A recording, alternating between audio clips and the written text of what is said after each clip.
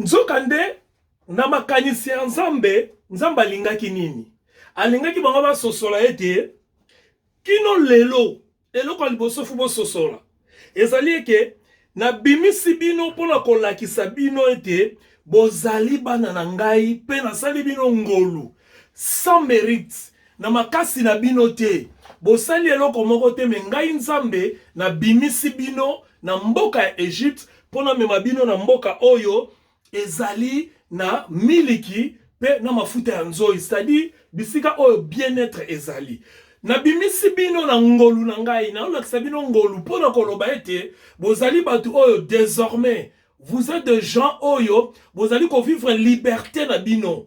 Yango moni même na biso na église, le Seigneur a dit que vous connaîtrez la vérité et la vérité vous affranchira. C'est-à-dire boko bima nesika oyo bino bozali, boko bima nesika oyo basili ko tia bino. Boumbu bozali soute. Yango apôtre Paul plus loin lobi que il y a plus de condamnation pour ceux qui sont en Christ. C'est-à-dire on ne peut pas être en Christ et osala lié, osala posséder, osala la malédiction. La même chose l'époque na bango. Bakoka kozala te ke baza bana na nzambe, kasi ba continuer kozala lié, ba continuer kozala na kati na malédiction. Nzamba linga inde ko lakisa bango eloko wana. Eloko musu nzamba linga lakisa bango elete, alinga ko sabango ke mobeko on apesi bino, to pe mobeko on lakisi bino ezali nzela ya lobiko te. Il faut retenir cela. La loi n'est pas le salut et la loi ne procure pas la justice. Ezalaki tango moko na pesi bino te pona la sabino ke bobiki sami. Tokuti kotanga ngona Romains chapitre 9, tokuti kotanga ngona Romains chapitre 10. Ezali ke c'est-à-dire bo komite ke na biki sibino, ezali nzela ya lobiko te. Ezali nzela oyo, ezali kaka ko aider bino. Pour être kolakisa bino ke bozalaki déjà racheté, parce que vous allez vous rappeler. Quand Dieu a mené le peuple dans la loi, ce peuple était déjà racheté. Parce que Bazaki sous esclave. Est-ce que quelqu'un peut comprendre, mon Dieu? Donc, c'est-à-dire, Bazaki sous l'Égypte. La loi n'a pas été donnée en Égypte. La dispensation de la loi, c'est pas la période qui a commencé en Égypte. La dispensation de la loi a commencé après l'Égypte. Donc, ce qui fait dire Bazaki libre. Bazaki sous esclave. Bazaki sous bakangamité. Et Nzambe abimisaki bango, alongoli bango na ba condition wana. Si kotanga ko pesa bango mobeko, elakisi te ke na pesa bino mobeko pona bikisa bino. Na pesa bino mobeko pona délivrer bino. Non, ils étaient déjà libres. Baki na problème au kangamate, bazali kaka peuple moko na désert baza kotambola. Donc na racheter bino lokola peuple, na libérer bino lokola peuple. Na pesi bino liberté comme ça mon beko ko kanga période o ezaka période bozo tambola po bola ki se pa nanga ke ya solo boko to sa alliance on na salaki na tata la bino Abraham boko tambola lo lenge alliance boko briser ngote sadi boko bimate boko notala ba nzambe ya libanda boko bimate boko no luka ba nzambe ya mosika boko bimate na mobeko lo lenge tata la bino Abraham atambola ki na ngai pe et kozala période ko ede bino lokola peuple moko bozala ba oyo bozali libota na ngai. Alléluia. C'est-à-dire bozo refléter libota na ngai. Bozali peuple na ngai. Et libanda na ngai bozala moto mosusu te. Yango ebisaki bango na mokanda na Exode wana bisika to kotanga. C'est-à-dire, bino boza peuple na ngai. Tant boko tos alliance na ngai, boko tika la peuple na ngai pona libela. Boko za libanda na ngai te, ngai na ozala nzambe na bino. Totanga na verset 5, Exode chapitre 19, verset 5. Yogane nzamba lobi. Maintenant, si vous écoutez ma voix, et si vous gardez mon alliance, omoni, c'est-à-dire, nengana bimisi bino boza libre, ceux qui boyoki ngai, pe botosi alliance nangai, vous m'appartiendrez entre tout le peuple. Il faut bien le dire, ça c'est le français.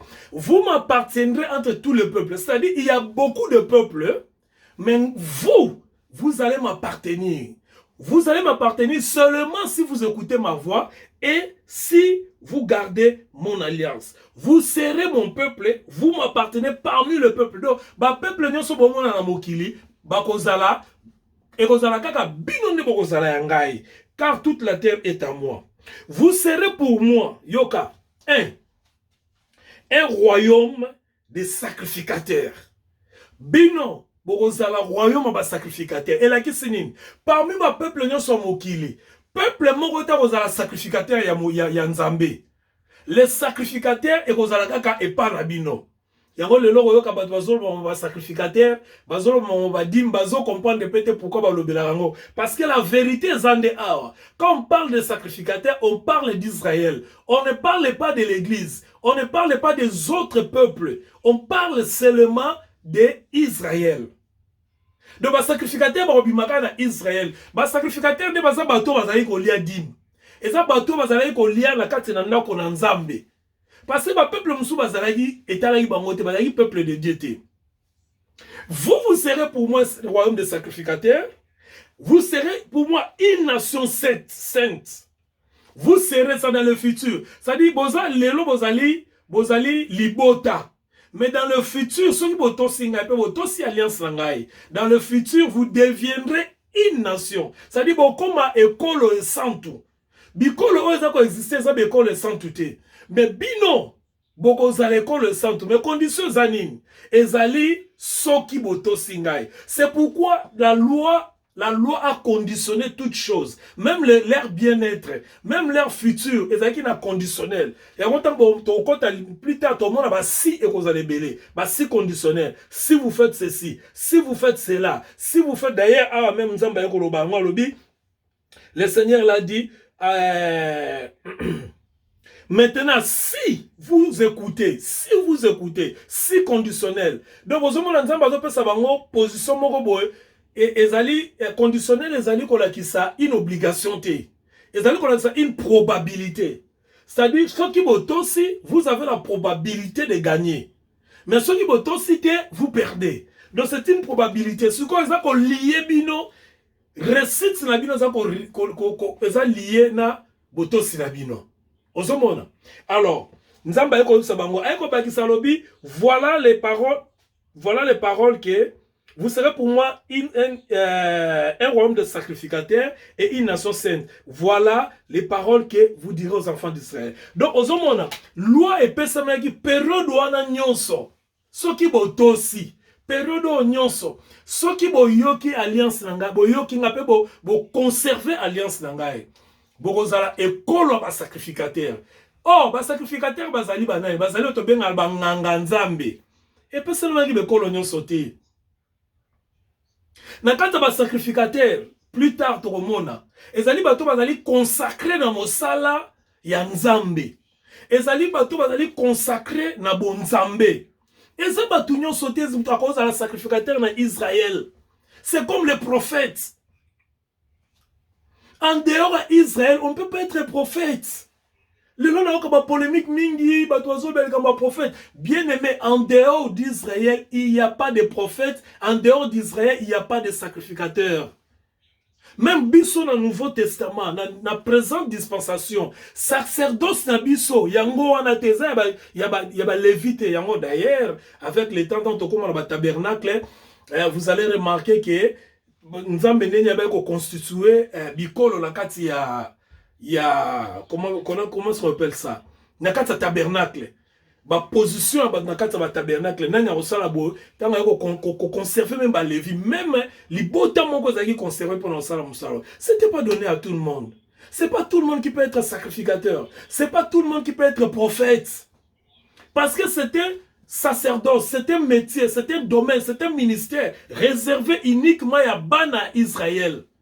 Et ça rapport à Bana Israël. Alléluia. Que Dieu bénisse sa parole. Alors, voilà, Nzambe tango ce qui bango bongo. Donc, période nyonso tokomona, période ne bandina exode. Et bandina exode ti mokolo Yesu Kristo yaki. Ti mokolo Yesu Kristo vivaki. Ti mokolo Yesu Kristo akufaki ne kulusu, ti mokolo Yesu ayaki ko sekwa. Période ande e ko sila. Ce qu'on imagine de la sortie de l'Égypte jusqu'à ascension du Christ, c'est-à-dire bon matana kolo Yesu Christ likolo. Tala tango molai wane bimaki elekaki. Ezaki tango to bengi dispensation de la loi. Ezaki période nzamba pesa ki mibeko. Bongo nini yaki koleka sikoyo. Eloko yaki koleka na période wana nyonso ezalaki tout simplement confusion ya bana Israël ba interpréter ki mabe likanisi ya nzambe. Siko ezu bango période ya mulai. Yango moni tango Yesu Kristo aye, moyeba yokana na Yesu Kristo ezalaki te parce que pona bango, il faut ka makambo salama ndenge bango basosolaki, nzoka bango basosolaki mabe. Nzoka bango ba interprétaki mabe. Siko bazomona ke Yesu nde aye na makambo sika. Nzoka Yesu aye na makambo sika te si bango babike ngana yeka pona kokisa la loi, na kokisa mobeko. Na kokisa période nyonso makambo nyonso lobamaki na liboso ngai na sa nini na kokisa yango bango bazo comprendre yete. Pourquoi? Parce que ba génération déjà bazalaki na erreur ya interprétation. Voilà la raison pour laquelle moi ba sosola kolo Yesu zalaki te. Alléluia. C'est beau, hein? C'est beau de ya ko sosola makambo yo. Peut sentir l'amour de Dieu et la liberté que le Seigneur nous a accordée. Alors, et l'homme sous cette bezani na période oyo. Période oyo, ezalaki que Nzambe abe ko imposer bango période oyo. Ezalaki période oyo Nzambe atindaki Moïse alobi kende yebisa bango. Tango atindi Moïse alobi kende yebisa bango pe bazalaki d'accord. Donc ezate que période où la loi leur a été imposée. Non, Dieu n'avait pas imposé la loi. Dieu leur avait pas imposé la loi. Tout en Bible lobby, dans verset 7. Moïse appela les anciens du peuple et il mit devant eux toutes ces paroles. Comme l'Éternel lui avait ordonné. Le peuple tout entier répondit, nous feront tout ce que l'Éternel a dit. Et Moïse rapporta les paroles à l'Éternel. Donc, bango bandima ki Nzamba proposa ki bango à travers Moïse, Nzamba yebisa ki bango alobi ete, Moïse yebisa bango, Moïse a ki abengi bango ba sololi. Donc, la loi n'a pas été imposée. La loi a été quelque chose informé. Dieu les avait informés. Et après les avoir informés, mbalamoko, qu'est-ce qui s'est passé? Nzambe a yebaki ko, yo kanana bango pe bango bazalaki d'accord donc imposa ki bango te. Et là on se to retenir la période ezali nini. Soki to tangi na mokanda na Nzambe. Na je crois 1 Pierre chapitre très important. 1 Pierre chapitre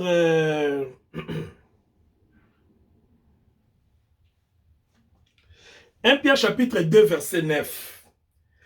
Donc comparé on a Exode chapitre 19 verset 5. 1 Pierre chapitre 2 verset 9. Il y aura une Bible lobby.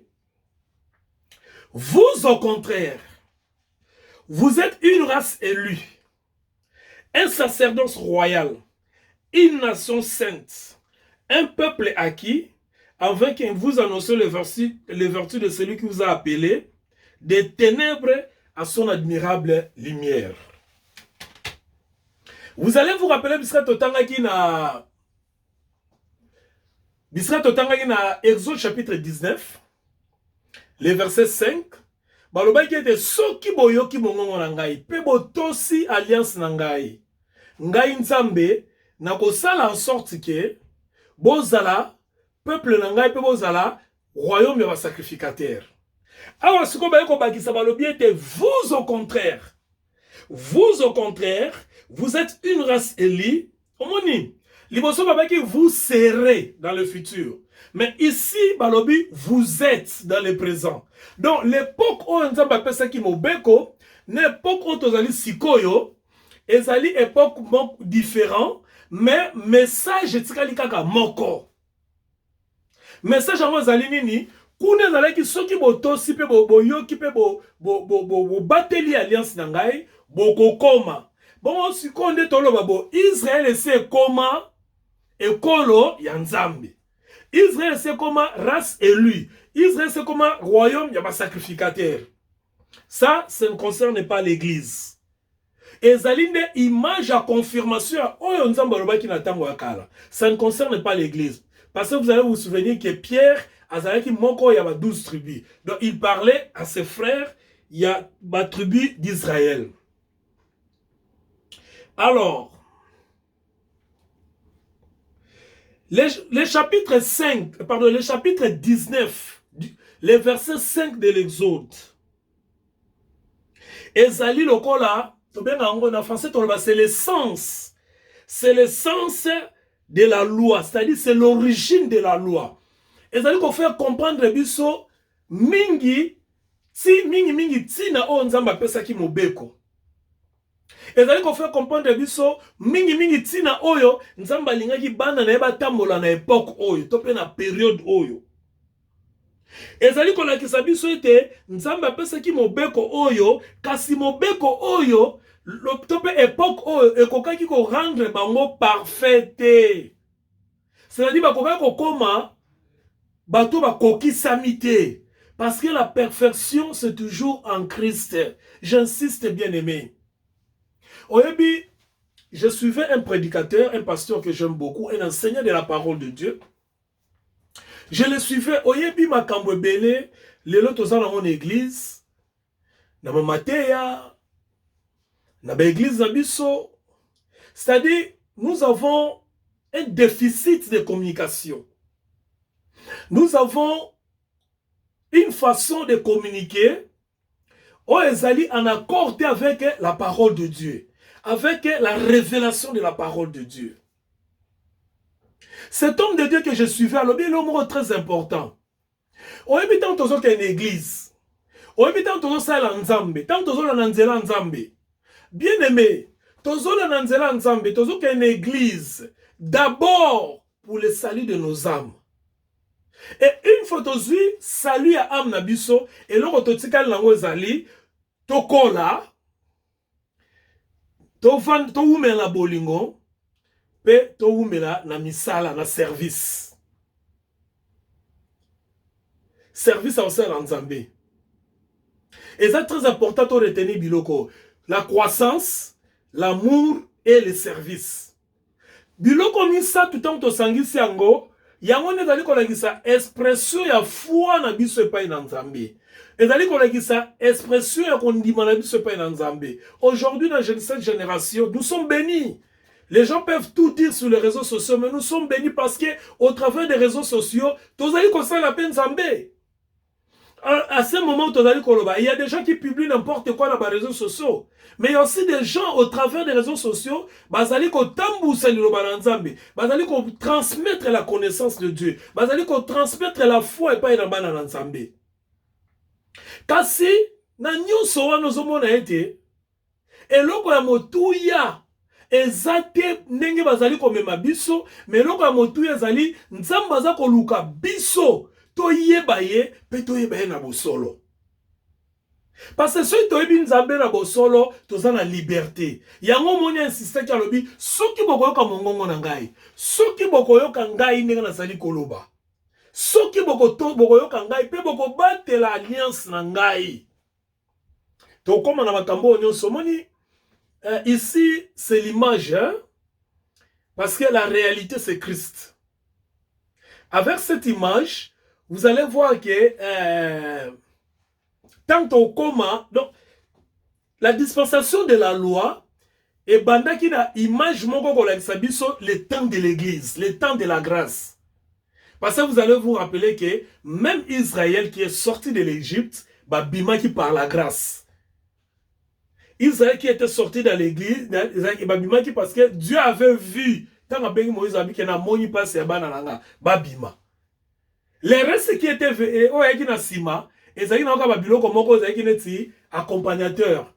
Biloko ka ezola d'abord bo sala bo chama kila bo chalento. Ezaki kaka moi accompagnateur. Mais à motu que c'est Dieu qui avait vu la misère de son peuple, c'est Dieu qui avait vu que le moment est venu où je devais intervenir pour bana obasa nini babima bisika oyo bakotisa bango.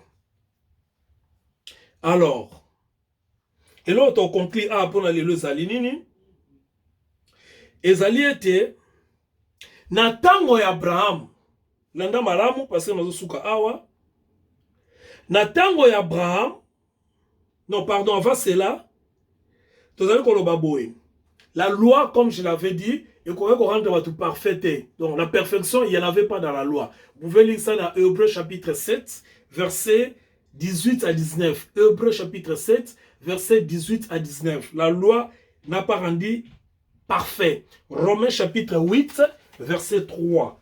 Romains chapitre 8, verset 3. Rapidement, je vais lire Romains 8, 3. Romains chapitre 8, verset 3. Écoutez ce que la Bible dit, Romains chapitre 8, verset 3. Car, chose impossible à la loi, parce que la chair la rendrait sans force. C'est-à-dire, la chair ne pouvait pas obéir à la loi. Dieu a condamné les péchés dans la chair en envoyant, à cause du péché, son propre fils dans une chair semblable à celle du péché. C'est-à-dire quoi, bien-aimé? C'est-à-dire la seule chose que nous devons prêcher dans l'église, le seul message que nous devons prêcher dans l'église, c'est le message que le monde ne peut pas, c'est-à-dire c'est la solution que nous devons apporter au monde, que le monde ne peut pas apporter lui-même. Parce que ce qu'il est là, tozoteya kaka mbongo, tozoteya kaka mabala, tozoteya kaka voyage, tozoteya kaka guérison, tozoteya nini. Et ça biloko monde européen biso. Les païens ont l'argent, les païens ont des mariages, les païens ont des avions, ont des véhicules, les païens ont des habits, les païens ont des guérisons, parce que les lots même dans la médecine, tout est devenu possible. Mais la chose que le monde n'a pas, c'est la solution au péché. Or, le message que nous prêchons, c'est la solution au péché qui est Jésus-Christ. Voilà pourquoi depuis Abraham, c'est là où je veux conclure, depuis Abraham, au temps d'Abraham, la promesse est avec obligation. Mais après Abraham, avec la loi, les obligations sont venues avant la promesse. C'est-à-dire quoi? Bien aimé dans le Seigneur, nous sommes promettre biso na l'église. Le point à bien-être na biso. Ezali biloko il fallait y en sima par rapport à un message qui est Jésus-Christ. Parce que le message, c'est la solution au problème du monde, qui est le péché. Parce que le monde n'a qu'un seul problème, qui est le péché. Or, pour résoudre le problème du péché, c'est Jésus-Christ. C'est pas la prospérité, c'est pas les maris de nuit, c'est pas la délivrance, c'est pas les femmes de nuit. C'est pas les guérisons, c'est pas que oh libala, ce sont non biloko wana nyonso ezali lokola biloko oyo mokili azango déjà. Mais loko mokili azangi eza Yesu Christo. Voilà pour raison pour laquelle nzamba linga yete na dispensation à loi, bana Israël ba tambola ti mokolo Yesu Christo akoya. La ndenge na bisaki bino que tozana couloir tozoke ne ti to okota na chambre.